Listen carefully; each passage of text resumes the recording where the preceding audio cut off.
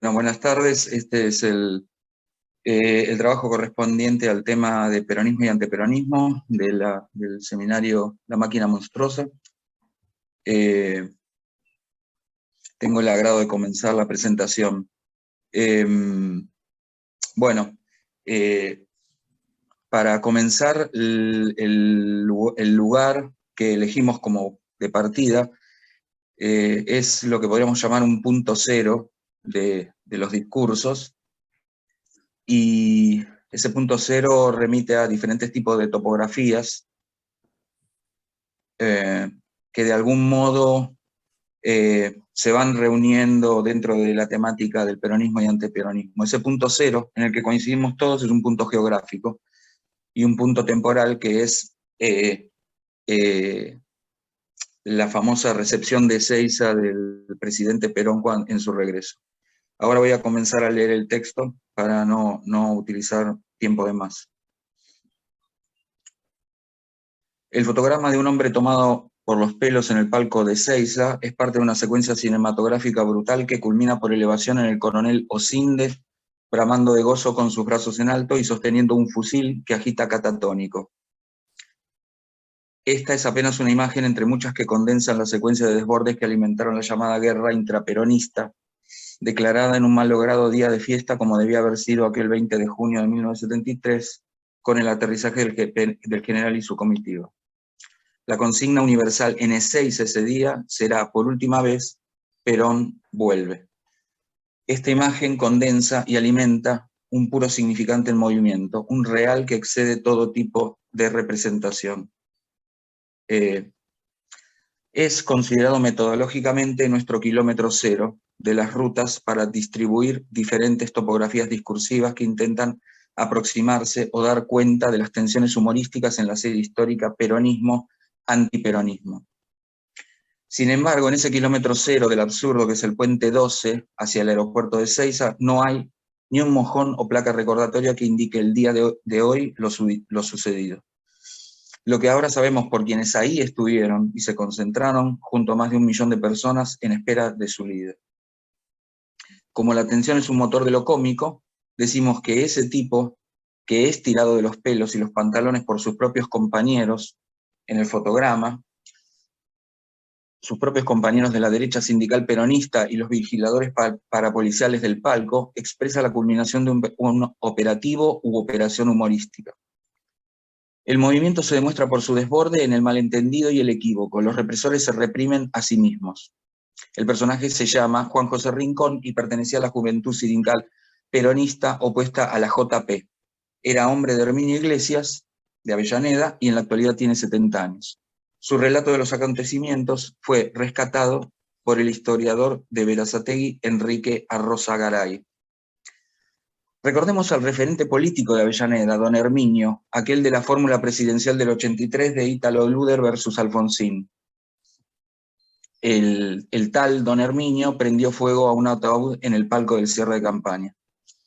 Muchas de las secuencias escaramuzas entre militantes y parapoliciales de la ultraderecha pueden ser comparadas con una película de zombies. Osinde, en la famosa foto, se parece a un personaje de George Romero en la primera versión de La Noche de los Muertos Vivos, que en realidad comienza al atardecer.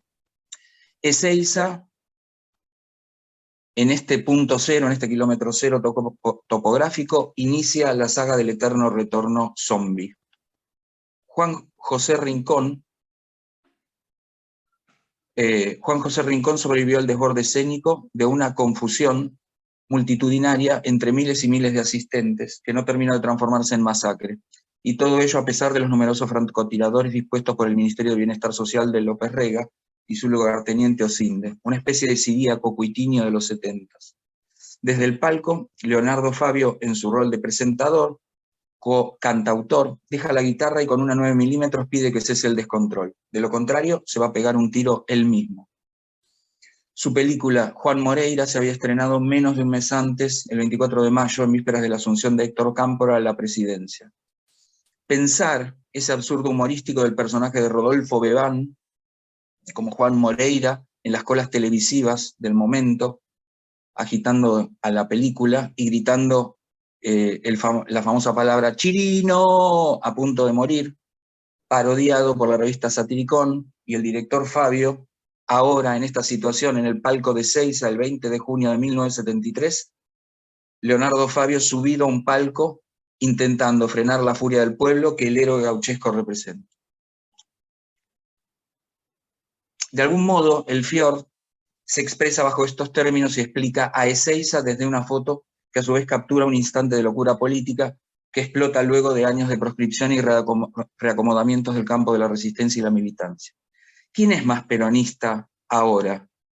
¿Tendencio de la izquierda y lo que sería la tendencia, u ortodoxio de la derecha y todo lo que tiene que ver con el comando de organización y la guardia de hierro? ¿Cuáles son los sintagmas políticos en pugna? En la foto 102 tenemos a la historieta de Ortodoxio que salía en la revista El Caudillo de la tercera posición. En la foto 103 tenemos a Tendencio, que es un héroe de algún modo existencialista que representa al peronismo de base y a los montoneros, pero con un cierto perfil crítico. Y por alguna razón lo dibujan casi como una especie como de personaje neutro, fantasmal. Por último, tenemos la imagen de Ortodoxio contra el capital y el marxismo. El marxismo de cuño judío para ellos. Entonces, las antinomias que se van a dar van a ser JP, Juventud Peronista, Perón o Muerte, el sintagma está ahí. Si Evita viviera, sería Montonera. Del otro lado del palco, la J Perra, junto a la Juventud Sindical Peronista, peronistas de Perón, ni yanquis ni marxistas, peronistas. Esta dinámica de los acontecimientos en perpetuo desborde excede cualquier intento de representación discursiva. En el posfacio de Germán García se indica que el Fjord le habla a lo innombrable. Ese texto se llama Los nombres de la negación. Los poderes fálicos del padre se han convertido en poderes perversos de la madre. Y digo perversos porque los contenidos fálicos del látigo en sus manos van contra la ontología fálica del poder del padre. Pulsión arrolladora y envolvente de la masa que acompaña a la Evita montonera contra la ontología fálica del poder del aparato peronista. Es decir, se trata básicamente de la caricatura del trauma psicoanalítico a nivel simbólico. Aquello que siempre retorna. Si se actualiza la problemática junto a Boris Groys, con su política de la instalación, el palco se constituiría entonces en una gran privatización simbólica del espacio público, operado por una fracción de curadores performance que ontológicamente libera y expresa un ciclo en fallo constante. La pulsión de muerte como mito biológico. Así puede decirse que Ezeiza es un puente real entre el humor, lo político y lo transmediático en términos de cómo se podían entender cada uno de estos elementos en la Argentina de hace 48 años atrás hasta la actualidad. Para finalizar, el fallido lacaniano, si ya nos vamos al psicoanálisis, que se podría introducir, sería el siguiente. Los peronistas, en la foto, en la primera foto, los peronistas en la foto se toman de, entre paréntesis, el pelo. Los peronistas en la foto se toman el pelo. A su vez, podemos sumar a esto, para seguir con la vertiente en desborde, a Carlos Marx con el 18 Brumario de Luis Bonaparte, y recordar la famosa frase: la historia ocurre dos veces, la primera como una gran tragedia, la segunda como una miserable farsa. Es decir, nos quedan ahora el brujo y la corista. Entonces, la pregunta falo-logocéntrica de siempre: ¿quién la tiene más larga? Esto ya constituye una impronta en el cuadro de combate de los mazorqueros de Morel, el degollamiento y repetición simbólica en el paredón de Ezeiza. Rincón es un muñeco de trapo arrastrado por las fuerzas del destino popular. Se salva por un pelo de que Osinde le parta el cráneo entre los acólitos del comando de organización. Lo que va a regresar es una memoria sin cabeza, una memoria acéfala. Para finalizar, vamos a continuar con las demás exposiciones, que van a intentar delimitar algunos sectores, pasadizos, meandros de esta topografía inabarcable, pero enunciable a través de sus mediaciones como estéticas del desborde, que a su vez son topografías particulares. Entonces, en términos lacanianos, como diría Mazzotta, de un real inexpresable por el puro significante, solo se puede avanzar yendo de lo particular hacia lo particular. Es decir, relevar apenas unos pocos fragmentos o restos de una épica tortuosa en perpetuo desmembramiento. Hoy por hoy se trata del regreso del género epistolar en clave política, es decir, carta abierta de una vicepresidenta a un presidente. Ahora continuamos con Gastón. Muy bien, ¿qué tal? Yo en mi exposición voy a centrarme ahora en la apropiación del imaginario gorila, con el que la literatura respondió ante esta suerte de invasión de la masa peronista del espacio público y político durante los años 40 y 50, y la puesta en escena que se hace de esto desde otro lugar, en dos cuentos posteriores a estos años, el último de los martinfierristas de David Viñas, publicado en el 63, y La Murga de Pedro Orgambide, publicado en el 76, pero que circuló con seguridad antes del 71.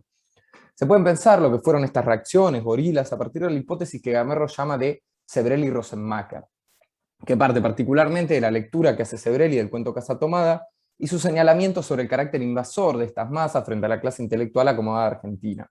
Esta misma hipótesis va a aparecer después aumentada en el trabajo que habla de la ideología de Andrés Avellaneda, en el que él va a relevar un poco las oposiciones que se introducen a partir de estas masas, ¿no? El ejemplo, civilización barbarie, libros alpargatas, etc. Este imaginario que pone en juego esta reacción está netamente relacionado con una visión festiva, carnavalesca de estas masas. Incluso en algunos testimonios de la época desaparece esta visión. Por ejemplo, Alperín Dongui va a hablar de las danzas orgiásticas o los gritos obscenos de las masas peronistas. La reacción aparece perfectamente ejemplificada en tres textos que se llevan muy pocos años: La fiesta del monstruo, de Bustos Domecq, Borges y Bioy, y Las puertas del cielo y la banda, de Cortázar. Entonces, esta especie de copamiento es de alguna manera caricaturizado con cierto horror, y con más humor en Borges y Bioy que en Cortázar, como una especie de carnaval o fiesta desaforada que ocupa las calles de Buenos Aires con toda una corporalidad e incluso a veces una animalidad que sobrepasa la capacidad de comprensión de cierta intelectualidad del momento. En el cuento de Viñas se pone justamente en escena esta oposición vista desde algunos años después. El protagonista es un poeta de nombre Olga. Podemos leer ahí una referencia, si queremos, a Oliverio Girondo, que es justamente el último del mítico grupo Martín Fierro. Y durante algunas páginas se nos va mostrando una absurda rutina que tiene, en la cual va paseando y quejándose de todo, de las nuevas costumbres, de la ciudad. Y en una de sus típicas recorridas descubre de repente que todo en la ciudad parece cerrado, y una portera le avisa que en el centro hay lío. Olga ignora lo que sucedió hasta que se encuentra con un grupo de jóvenes que aparecen vestidos de cura y que llevan adelante una suerte de performance a la que el poeta piensa como vanguardista. Esta comparsa de profanadores en realidad pareciera venir justamente de la profanación de los templos católicos en represalia por la complicidad religiosa en los bombardeos de la Plaza del 55. Y la representación que hace Viñas a partir de la mirada de Olgar retoma todos estos tópicos de la sexualización, la corporalidad, los olores, los movimientos, el habla guarango que hacían los textos de Borges y de Cortázar. Y esto se puede ver, por ejemplo, en las canciones que cantan. Mirala bien de cerca, ¿qué te parece? Es de noche oscura, ¿qué te parece? Me la dio un cura, ¿qué te parece? Y en las descripciones que hace el propio Olgar, de esos muchachos tirados ahí en el suelo, despatarrados, vestidos de carnaval, con unos trapos y chupeteando un cigarrillo que circula de boca en boca, o en los pedidos de los muchachos de que Olgar, por ejemplo, les escupe o mee adentro de un bonete. Entonces otra vez aparece lo carnavalesco, la fiesta, unido a lo guarango en estas masas que se le presenta al intelectual como aquello que escapa absolutamente de su entendimiento, más allá de que en este caso Olgar no se asombre o quiera asimilarlo a un gesto vanguardista que netamente no es. Y aparece otra vez la corporalidad de estos animales ágiles que sueltan un vaho agrio, que va invadiendo todo este espacio de la civilización y lo termina desordenando. Aparece Olgar rememorando con nostalgia esos años de 1925 en que se podía hablar con la gente y detenerla en la calle y abrazarla, en que Caras y Caretas publicaba las fotografías de todos. Y en esto el final del texto es absolutamente gráfico. Aparece Olgar recitando para el grupo que ya se está yendo y no le da ni pelota, un poema de Neruda que dice: salían de la tierra devorando seres, y desde entonces fuego, pólvora, desde entonces y desde entonces sangre. Más interesante aún todavía es la apropiación que hace de este imaginario Pedro Orgambide en el cuento La Murga, así que se publicó en el año 76 en un libro de cuentos que gana el premio Casa de las Américas. En este cuento, la asociación entre peronismo y carnaval es absolutamente central, ¿sí? Pero ahí quisiera rescatar una aclaración que hace Amelia Arroyo, y que pareciera ir en contra, por ejemplo, de la lectura que hace Rodolfo Edwards, que lo pone como una suerte de texto gorila. Arroyo dice que el uso que hace de la parodia, justamente el cuento de Orgambide, lo aleja de esta serie que hace una especie de juicio estético sobre el carácter festivo o carnavalesco del peronismo, donde podríamos incluir a lo de Cortázar o Borjas. A priori el texto parece no ir demasiado lejos de lo que hace Bustos Domé, que es una crónica que apena el registro coloquial, de lo que parece ser una manifestación popular, en este caso una morga, de nombre Los Indios, que va avanzando por distintos escenarios, en los que se mezcla el tiempo y el espacio de diferentes instancias históricas de la Argentina. Y estos indios tienen su contrapartida en un bando que se llama los ingleses. Aparece en el bando de los indios, que es una masa diferenciada, dos roles que están bien definidos. El del director, que obviamente podemos relacionar con Perón, y el de la mujer del director, que vendría a ser Eva, y cuyo papel aparece representado por una cautiva que es tomada en una especie de malón por el director. Y estos dos líderes parecen ir guiando a la murga a través de un carnaval que en realidad, como dijimos, es la historia argentina, desde la conquista hasta lo que podríamos entender como el 17 de octubre, en el que se nos cuenta que los indios refrescaban sus pies en las fuentes de la plaza y pedían a su jefe, que en el tumulto había desaparecido y según decían estaban prisioneros. Esta murga que viene avanzando desde la conquista puede coincidir entonces, por ejemplo, con la visión de los escritores del Grupo Sur que tienen del peronismo como este carnaval que demuestra el avance de la barbarie desde tiempos inmemoriales. Lo que tiene efectivamente correlato en varias escenas del texto, en la que se demuestra la falta de un lenguaje común, el pedido de vino a gritos, el acompañamiento de los cuerpos, esta cosa incluso de vejámenes sexuales impulsados por el propio director contra Contreras. Pero a su vez el relato nos muestra también cómo las murgas son provocadas por otros sectores de gente decente, que les tiran papel picado en la boca, o le restregan un plumero en la cara, y que van inclinándose a favor de las comparsas, representadas en un principio por los ingleses. Sin embargo, este tópico de la barbarie absoluta va a estar contrapuesto, por ejemplo, por las imágenes de la mujer del director, que aparece como una madre acompañando a los chicos en la villa de emergencia, regalándole cosas a la gente. Y aparece el sentimiento ahí claramente de las clases altas, en una mujer que se queja ante la policía por las acciones inclasificables que hizo esta murga en una noche que olía a cerveza, a chamamé, a amueblado. Y ante esta imagen, sin embargo, aparece siempre rescatando a esto el director como el proveedor de una esperanza, y dice: entró la murga en el salón de los espejos y los gordos se vieron flacos y los pobres se despertaron ricos, y esa confusión, de esa ilusoria beatitud, el jefe sacó una esperanza, proyectó su fe, la contagió a los suyos. A la manera de Borges, entonces, puede que el peronismo sea una ilusión, pero es una ilusión que puede alumbrar una esperanza, ¿sí?, para Orgambide, tal como sucede al final del cuento, en el que dice que la pesadilla se transformó en historia, haciendo referencia obviamente a los bombardeos del 55, al robo del cadáver de Eva.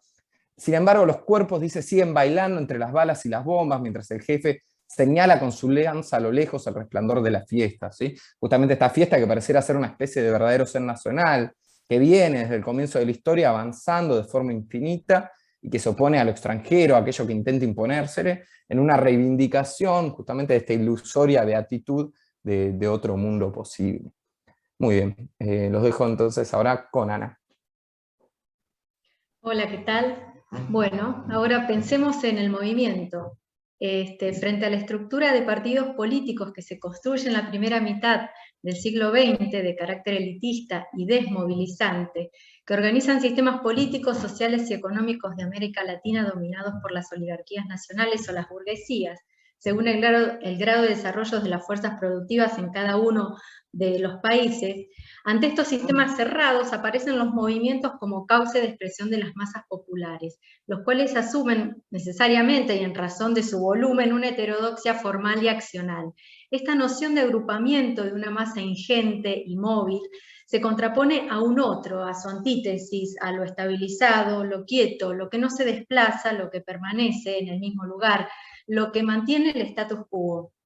El movimiento requiere del espacio abierto para desplegarse, para permitir el desborde de la celebración del encuentro. En las obras que hemos ido reseñando, el avance de la masa es la expansión desbordante desde la afuera hacia el adentro, desde Ezeiza o desde Tolosa, por la calle o en las plazas, para meterse y tomar progresivamente los ambientes de una casa. Tanto en el Fior como en Eva Perón, Las acciones se desarrollan en un espacio que se percibe cerrado, una escenografía acotada, en la que explotan las acciones que allí se desarrollan o se desenvuelven. En el primer caso es un tugurio ruinoso, húmedo, mugriento. En el segundo, un cuarto de la residencia presidencial, con baúles llenos de vestidos suntuosos y cofres que contienen alhajas o claves para abrir cajas fuertes, en bancos suizos. La roña y el lujo se reúnen en una sola representación para el imaginario construido desde el antiperonismo. El amontono de los grasas, la mugre emersa, los tapados de piel y los collares de Evita. En el Fior hay un alumbramiento precedido de un coito violento y la muerte del líder a manos de aquellos que lo veneran. En el cuarto de Eva Perón hay cualquier cosa menos sexo, y la muerte de una militante es precedida de un gran abrazo peronista con su líder, Eva. De nuevo, la fluctuación entre los extremos que se reúnen, la apertura del movimiento es tal, la masa es tan grande y amorfa, que abarca los opuestos, desplegándose hacia todos lados, de izquierda a derecha. En el Fior el narrador menciona, la izquierda se posó sobre la derecha, luego la derecha sobre la izquierda. Acoto, actualmente, es posible entonces pensar que exista un centro. ¿Centro respecto de qué contornos? Vuelvo al texto, el desborde, que para el antiperonismo es crítica, impugnación y desconcierto, del otro lado es percibido como constitutivo, fundante y necesario. Ambas obras, el Fior y Eva Perón, culminan con una salida hacia el afuera, a un afuera incierto, con un abandono de ese espacio cerrado en el que se desarrollaron las acciones, hacia la manifestación, en el Fior, hacia otro tipo de vida, en otro lugar, en Eva Perón. El antiperonismo se mide entonces, o quizás, por la tolerancia al movimiento, a la fluctuación del sentido, pero sobre todo por la tolerancia a la imposibilidad de cerrar un sentido, de contener la multiplicidad de expresiones, de clausurar una significación, de asir el significante, siempre móvil, de representación de las masas. Y nace el mito. En el contexto de escritura de Eva Perón, en los 70, las pintadas con las consignas Evita vive en cada villa que se organiza, recorrían todo el país. Mientras tanto, y al mismo tiempo, en Francia, Coppi plantea en su obra una Eva que decide vivir fuera del poder, salirse de sí, que abandona su cuerpo para seguir viviendo en otro lugar, en otra dimensión que ni se aclara, que ni siquiera se esboza, que mata para zafar del curso inexorable de la historia. Mientras en la Argentina las consignas que avivan la persistencia del mito, la vigencia de la jefa espiritual de la nación, se movilizan preanunciando el retorno del líder del movimiento, la Eva de Coppi, encerrada en su cuarto, con su convalecencia final, su enfermedad imparable, que pareciera hacer aflorar cierta debilidad o inestabilidad de su carácter, su carne consumida, que pareciera indicar su entrega, su rendición, y sin embargo, e inesperadamente, aún en esas condiciones, la Eva de Coppi acciona, decide el curso de la historia y huye trasvestida hacia el afuera. Se moviliza, sale del encierro, quizás para reencontrarse con Fanny y amigos en una fiesta, pero da muerte y vive para volver. La Eva de Coppi es quizás la construcción más peronista, es una Eva viva, desbordante y movilizada. Y de nuevo la imagen del monstruo, de aquella Eva que abraza a quien la cuida, atiende y asiste para matarla, para usarla, para conseguir un cuerpo para sí, un cuerpo mito, para construir un mito, el suyo, un cuerpo que muerto y embalsamado desfilará entre aquellos que se obsesionan con esa imagen cuerpo-mito hasta abrazarlo también sexualmente, para esconderlo, encerrarlo, controlarlo en un espacio oculto a las masas, inmóvil. Ibiza menciona en un momento, saldremos de aquí con tu cadáver embalsamado y vas a ser para siempre la imagen misma de la santidad. Evita, Virgen María, no destruyas tu propio plan.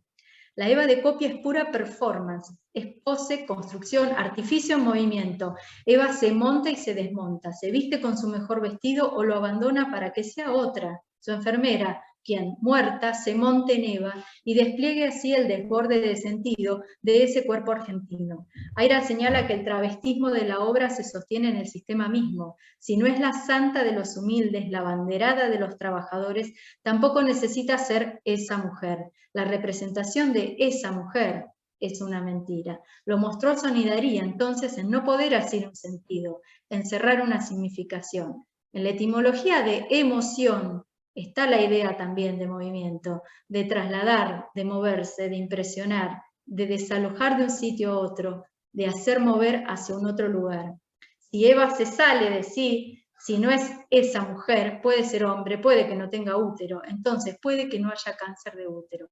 La apuesta de Coppi en el momento de su estreno incluyó un actor hombre de su grupo de amistades para interpretar el papel de Eva, para llevar al paroxismo la performatividad del mito. También sufrió atentados, es decir, operaciones de lectura para cerrar el sentido del mito, para apropiarse de una significación. La puesta en el Teatro Cervantes en el siglo XXI, que nos es coetánea, apeló para interpretar a Eva a un actor del mainstream, a un macho latinoamericano, padrillo, de mujeres adorno. Deshizo la Eva de Coppi, pero también deshizo a Coppi, para poder encerrar la obra y con ello al mito en un solo sentido, para contener la potencia significante de ese cuerpo, de ese oscuro objeto de deseo que después de 70 años aún obsesiona al antiperonismo. ¿Evita vive por el antiperonismo o para el antiperonismo? Evita vive, de Néstor Perlonger, mucho tiempo después que Coppi, en 1989, también movilizó con 4 instantes narrativos breves pero desbordantes. Por un lado, al diario La Nación, que deseó que el relato fuera un documento testimonial, y a sectores del peronismo que impugnaron la vinculación del mito inmaculado con la vida lumpen de la ciudad degradada. Una Eva que, entrada en años, vive en el desborde del goce de los 80 postdictadura, que se junta a picarse, fumar y coger con chongos, que es compañera de prostitutas y reventados, que es posible encontrar en cualquier lugar, por más periférico o sórdido que sea. La Eva de Perlonger entra y sale de esos tugurios, va de sus autos y joyas a revolcarse en una pieza en un viaje de Instilaza. Se moviliza. Ahora escuchamos a Paola. Venimos hablando hasta el momento de que la literatura habilita que ciertas obras puedan ser leídas tanto como peronistas como antiperonistas, porque abordan, o mejor dicho, representan la figura mítica por excelencia del peronismo que es Evita, ¿no?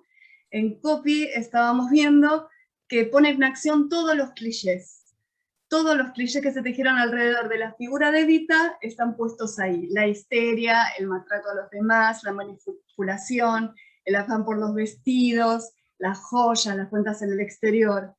Coppi va un poco más, se juega y la convierte Evita en una asesina que fragua su propia muerte y escapa en un giro que es a la vez dramático, que por su velocidad y sorpresa también podría ser interpretado como comedia. Muchos años después, dictadura mediante, fracaso del peronismo como fuerza política, el fracaso del peronismo con el salariazo y ese tipo de promesas, la despolitización, las alianzas, etcétera, etcétera, la literatura argentina volverá a fijarse en el peronismo, pero desde otro lugar.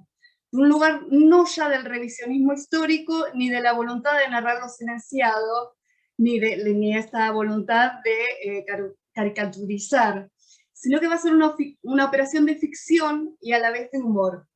Así es como en el 2004 sale esta novela, La aventura de los bustos de Eva, de Carlos Gamerro, escritor y profesor de nuestra casa, la UBA. Y en esta novela,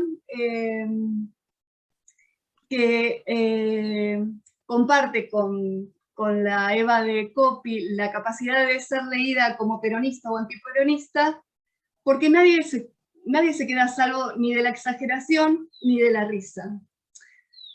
La aventura de los bustos de Eva cuenta las peripecias de Ernesto Marroné, que es durante el gobierno de Isabelita, previo al golpe.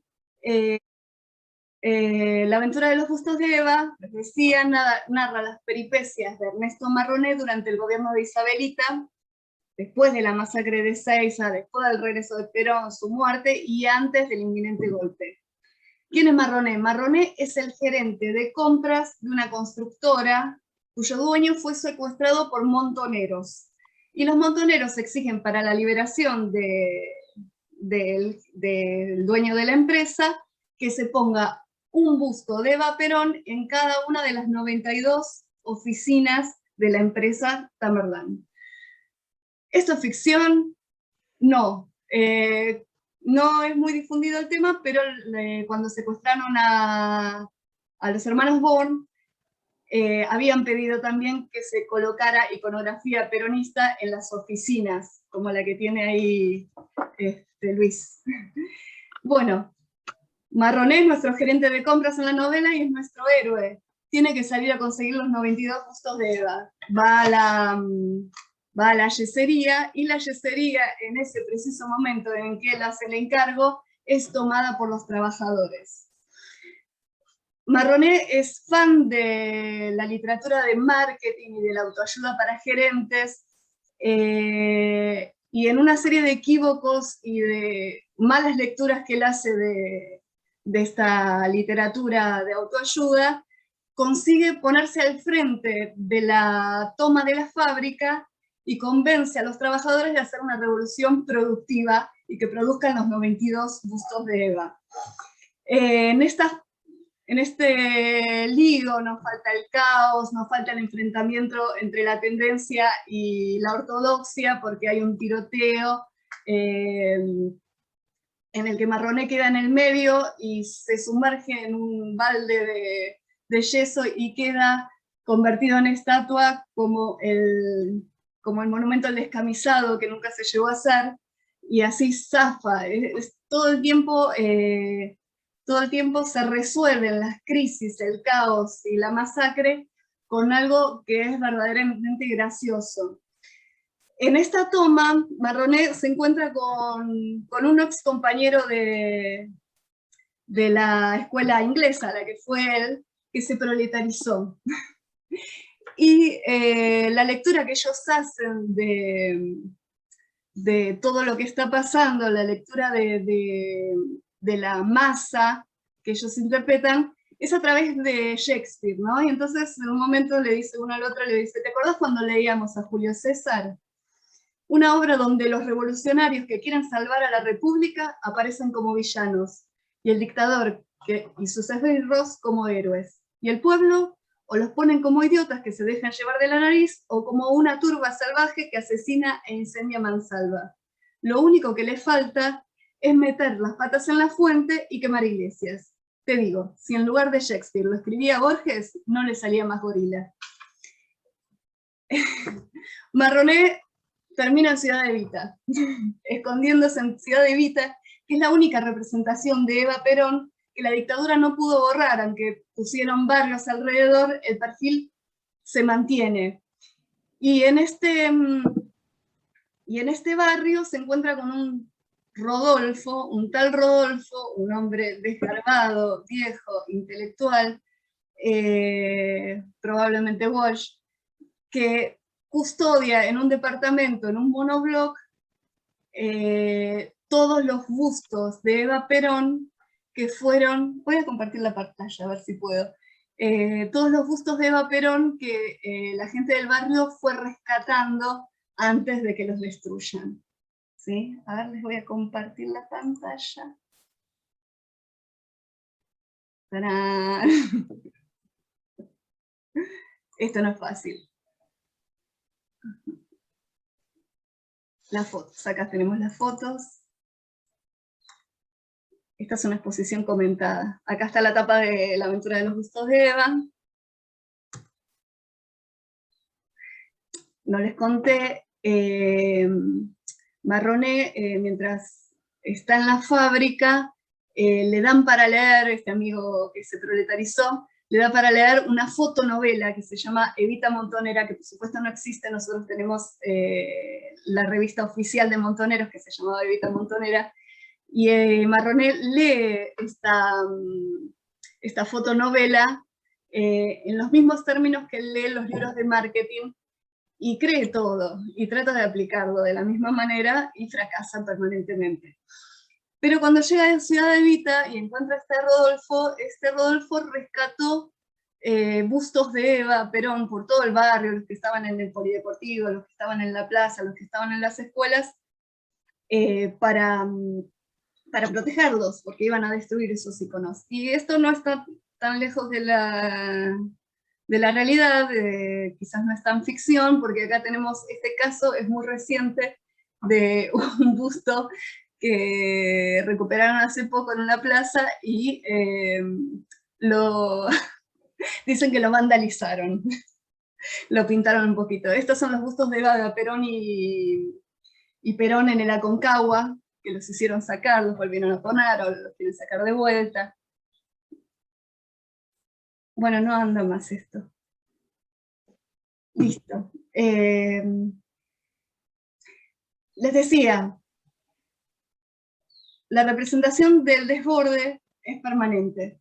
Está la toma de la fábrica, se pelean los oficinistas con los empleados de la fábrica, porque cuando los oficinistas huelen que los empleados de la fábrica están haciendo un asado, generan una rebelión que termina en el caos total.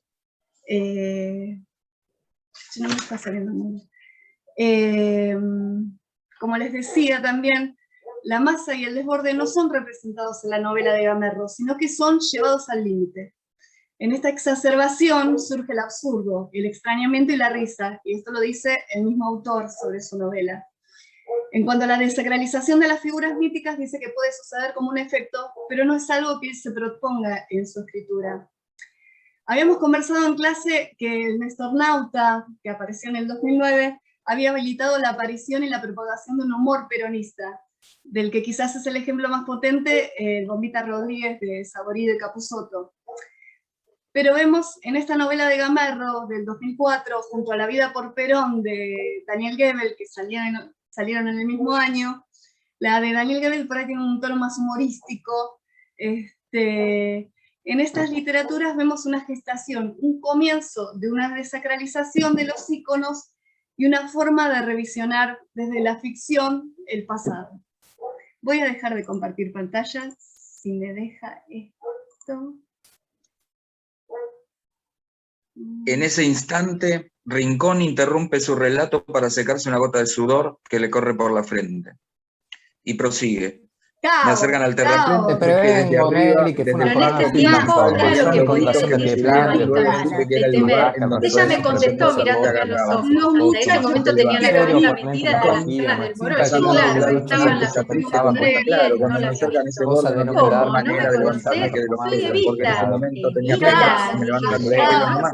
Algunos de los que estaban abajo querían que me subiera, me tiraban los pies para abajo, como un bulto bajo la almohada, la gran sueño del siglo y estar en el plano del mercadeo con que la verdad no le quedaba tan mal. y me Yo me suelto de quedé los que estaban agarrando pero claro, no era cosa de aparecer como dos parado allá arriba. cualquier visita. ¿Qué hacen con vos ahí arriba?